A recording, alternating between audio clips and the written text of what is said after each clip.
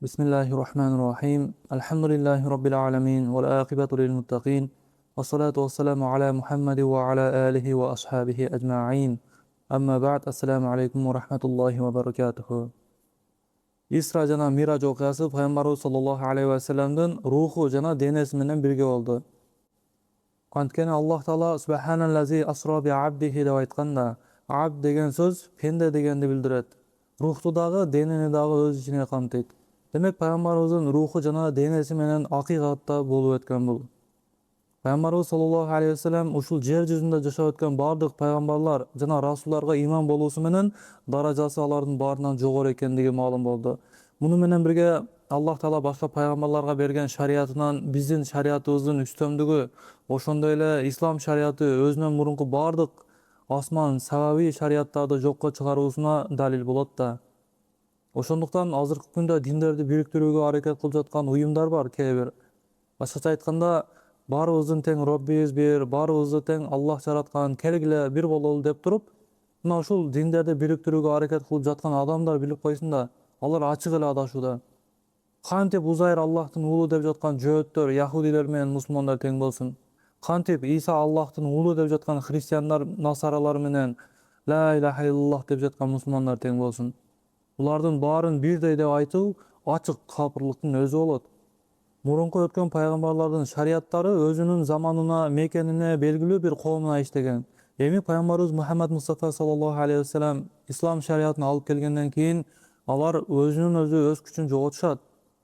Биз Торатты, Инжилди Аллах түшүргөн китеп деп иман келтиребиз. Пайгамбарыбыз саллаллаху алейхи ва саллям айткан: "Ла тусаддикуха ва ла туказзибуха". Ошол Торат менен Инжилдеги нерселерди тасдыктап, туура деп да айтпагыла, бирок жокко деле чыгарбагыла. Жокко чыгарбаганыбыздын себеби Аллах түшүргөн. Ал эми тасдыктабаганыбыздын себеби алар өздөрүнүн китептерине өтө көп өзгөртүүлөрдү киргизип жиберишкен. Демек, инна дина индаллахил ислам. Аллах Тааланын алдында жалгыз кабыл алынган дин бул ислам дини.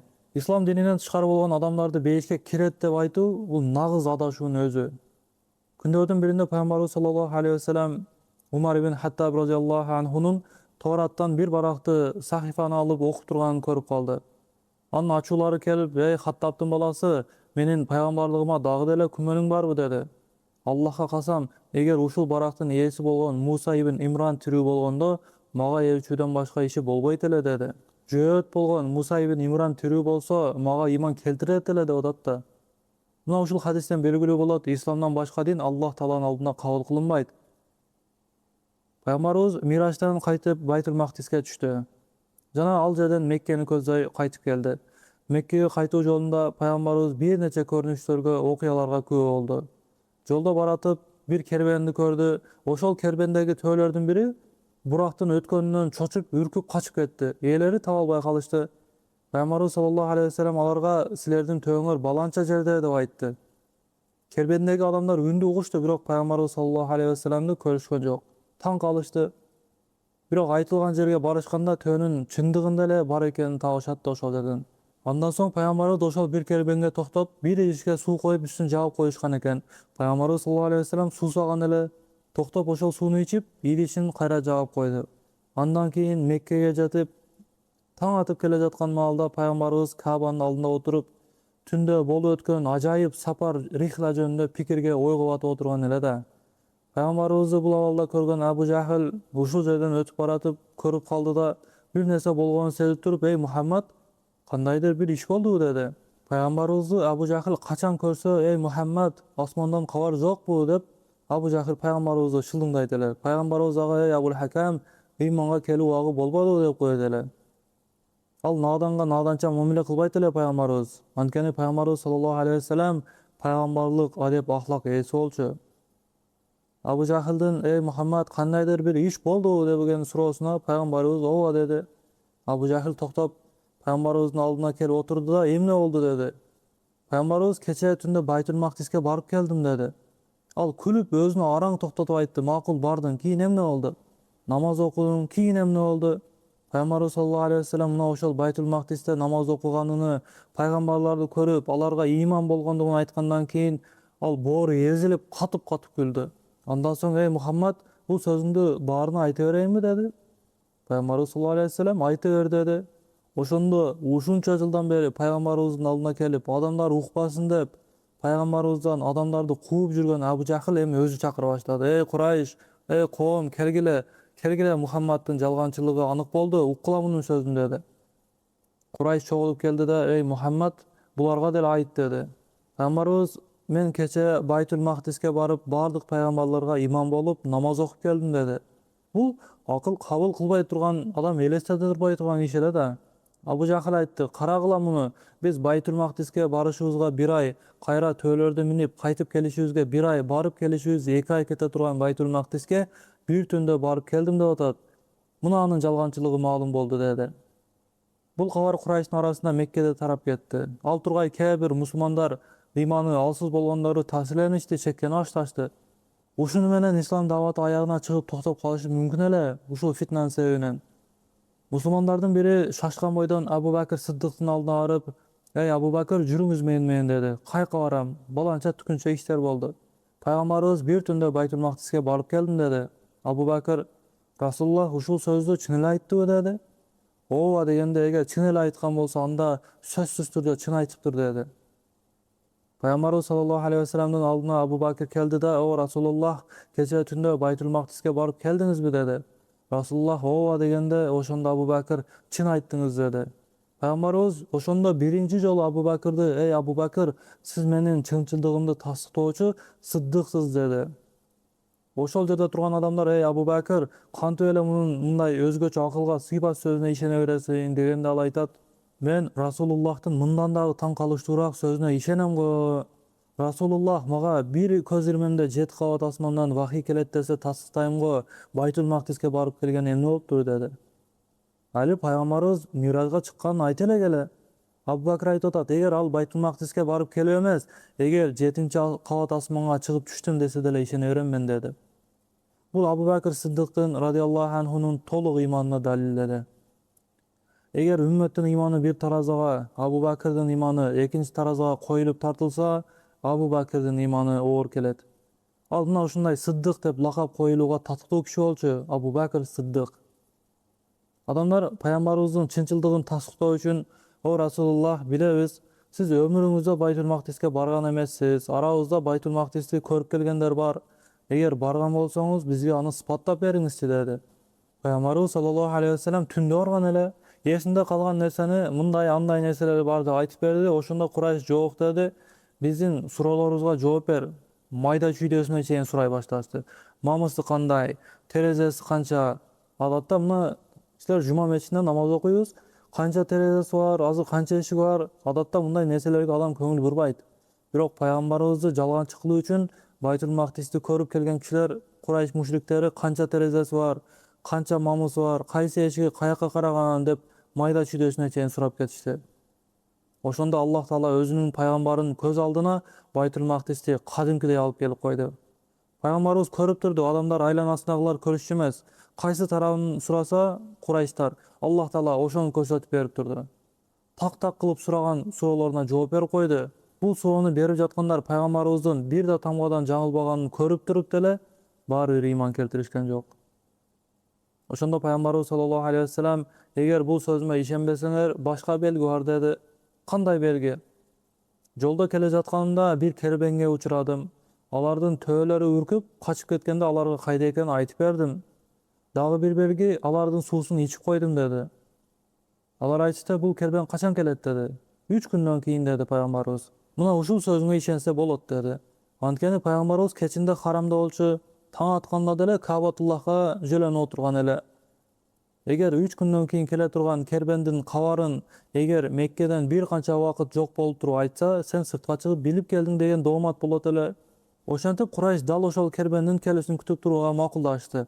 Пайгамбарыбыз мына ошол кербенди баштап келе жаткан кербендин башындагы төөнүн сыпаттарыны, өңүнү, түсүнү, жасалгаларына чейин айтып берди. Убада кылынган күн болду.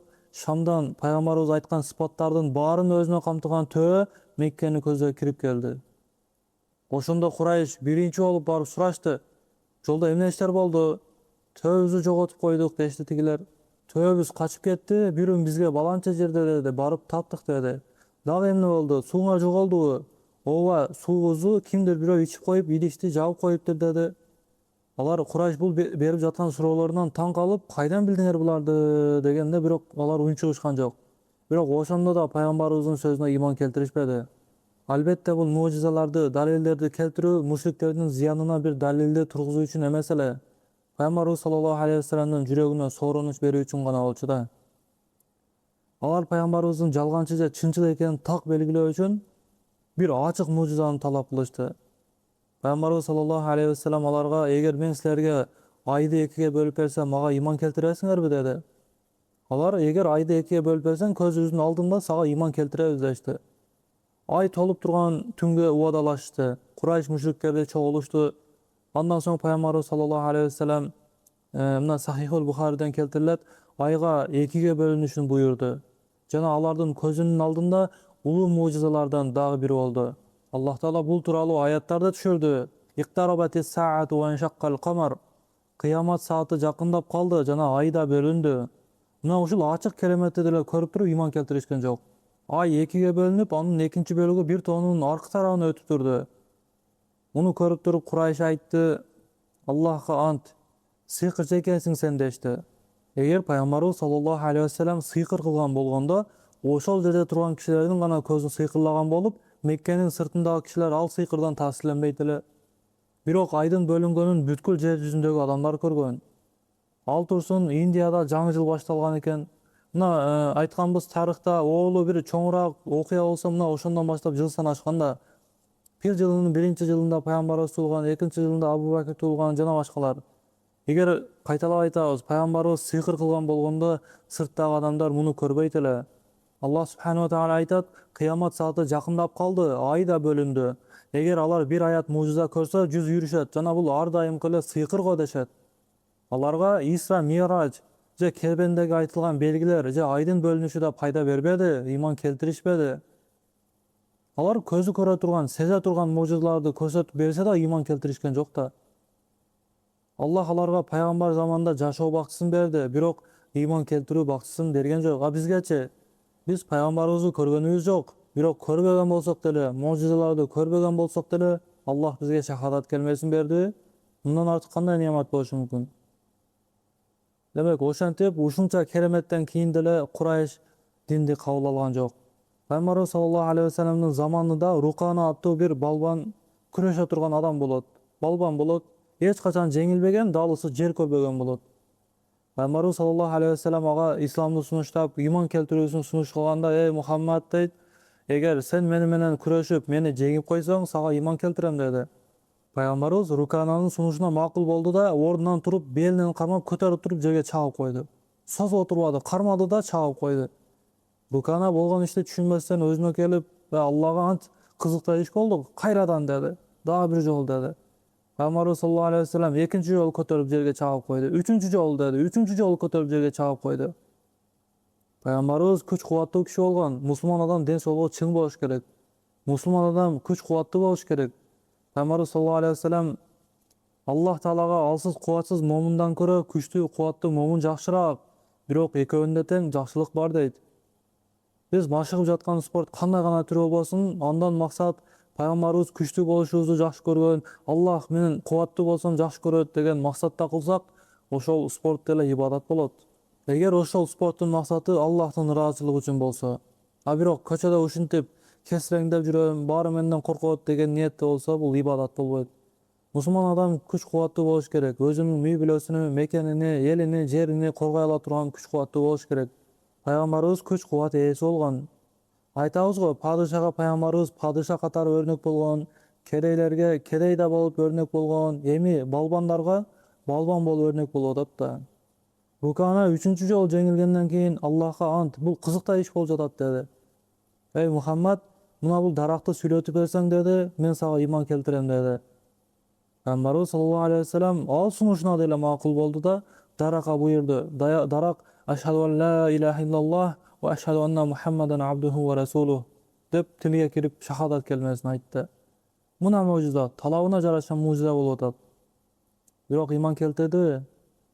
Ал айтты: "Туура айтышкан экен, сен сыйкырчы экенсиң" деди да, ыйман келтирбестен кетип калды.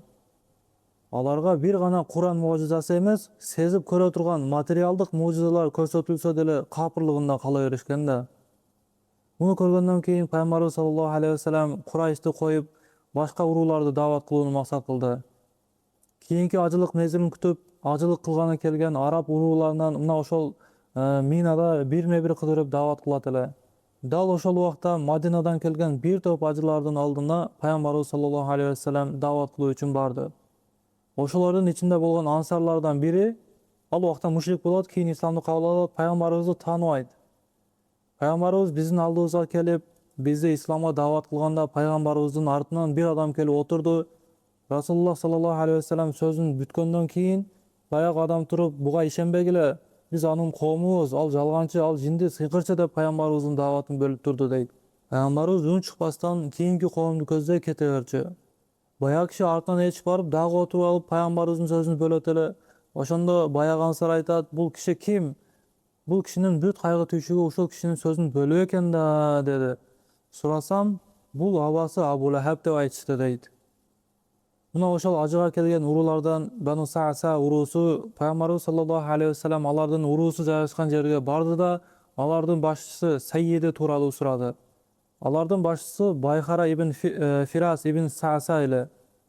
Андан пайгамбарыбыз баарлашууга уруксат сурады, ал макул болду. Расулуллах ага акырет, бейиш, дин, ислам жөнүндө сүйлөп, Кур'ан аяттарын окуп берди. Алар араб болчу, аяттардын маанисин түшүнүшөт эле. Бул сөздөрдү угуп туруп Байхара таасирленди. Андан кийин: "Эй Мухаммад, сен ушул жерде отуруп тур, мен азыр келем" деди да, өзүнүн коомунун алдына барып туруп: "Эй коом, менин алдыма бир киши келип, мен өмүрүмдө укпаган бир ажайып кооз сөздөрдү сүйлөдү. Аллахка ант болсун, бул сөздөр менен бүткүл арабтардын үстүнөн жеңүүчү болот, бүткүл арабтардын үстүнөн өкүмдар болот" деди. "Кеңеш бергиле, эмне кылалы" деди. Коому: "Сен биздин башчыбызсың, сен айткан ишти кылабыз" деди. Алардын макулдугун алгандан кийин Байхара пайгамбарыбыз саллаллаху алейхи вассаламдын алдына келип айтты: "Эй Мухаммад, сен айткан сөздөрдүн баардыгы кооз сөздөр." Пайгамбарыбыз саллаллаху алейхи вассаламды мактап туруп айтты: "Биз сага макул ыйман келтиребиз, сага жардам беребиз, кылычтарыбыз сенин кызматыңда болот. Бирок бир гана шартыбыз бар. Аллах үчүн кылына турган иш бир гана Аллах үчүн кылынат туугандар. Артынан кандайдыр бир дүйнөлүк нерсенин максаты кылынбайт. Анткени таразага биринчи болуп алып келинип, тозокко ыргытыла турган 3 адамдын бири аалым, экинчиси Аллахтын жолунда акча сарптаган бай, үчүнчүсү шейит эле. Амалдары өтө сонун. Бирок ниети дүйнө мал мүлкү болгондугу үчүн Аллах Таала дүйнөдө үчөөң тең максатыңа жеткенсиң, менде акын калган жок, жогол тозокко" дейт экен да. Байкара дүйнөнү көздөгөндөрдөн бири эле: "Бир шартыбыз бар" деди. "Ал эмне?" деп сураганда пайгамбарыбыз: "Сенден кийин, эй Мухаммад, бул иш менин колумда болот" деди. Башкача айтканда, эгер сен кайтыш болсоң, халифа мен болом деди. Бул иштин артында чоң натыйжалар, бир чоң пайдалар бар экенин көргөндөн кийин, ыйман келтиребиз, коргойбуз, бирок мен сенден кийин халифа болом деди да. Пайгамбарыбыз саллаллаху алейхи вассалам: "Бул иш Аллах Тааланын колундагы нерсе, аны өзү каалаган пендесине берет, акыбет таквалардыкы болот" деди. Байхара: "Эй Мухаммад, бүткүл арабтарга кылычтарыбыз менен каршы туруп коргоп беребиз дейбиз. Сенден кийин башкалар халифа болобу? Халифалыкты мага бер" деди. Пайгамбарыбыз саллаллаху алейхи вассалам баягы сөзүн кайталап айтты: "Бул иш Аллахтын колундагы нерсе, аны өзү каалаган пендесине берет, акыбети таквалардыкы болот" деди. Расулуллах саллаллаху алейхи вассалам анын талабын бербегенден кийин Байхара исламды четке какты. Бану Сааса уруусу өзүнүн жерине кайтып барганда, ушул Бану Сааса уруусунда бир жашы улуу даанышман аксакал адам бар эле. Ажылык кылып келген өзүнүн туугандарынан Меккеде болгон иштер жөнүндө сурады. Алар жооп берип айтышты: "Дагы бир иш болду. Бир адам келип, өзүнү пайгамбармын, мага ээрчигиле деди, бирок биз ээрчибедик" деди. Ошондо баягы аксакал айтты: "Силерге шор болсун. Бул жаракатка коюла турган дары бар бекен? Акыр билбейт белеңер, бул заман акыр заман пайгамбары чыга турган убакыт экенин? Билбейт белеңер, ошол пайгамбар Исмайыл уруусунан чыгат? Билбейт белеңер, Исмайылдиктерден бирөөсү деле пайгамбармын деп чыккан эмес, биринчиси чыкса таштап келдиңерби? Ошол пайгамбар эле, ыйман келтирбедиңерби" деди. Бирок анын сөзүнө баш ийишпеди. Жер жүзүндө ансар болуу сыймыгы Бану Сааса уруусуна жетип турган эле, бирок дүйнө ачкөздүгүнөн алар бул нерседен баш тартышты. Яхья ибн Муаз ар-Рози бир күчтүү сөздү айтат: Бийликтин, башчылыктын, амирликтин жытын издеген киши эч качан ийгиликке жетпейт дейт. Аллах үчүн кылына турган иштен башчылыкты, амалды, мансапты каалаган адам эч качан ийгиликке жетпейт туугандар. Субхана раббика раббил иззати амма ясифун ва саламун алал мурсалин валхамдулиллахи раббил аламин. Ассаламу алейкум ва рахматуллахи ва баракатуху.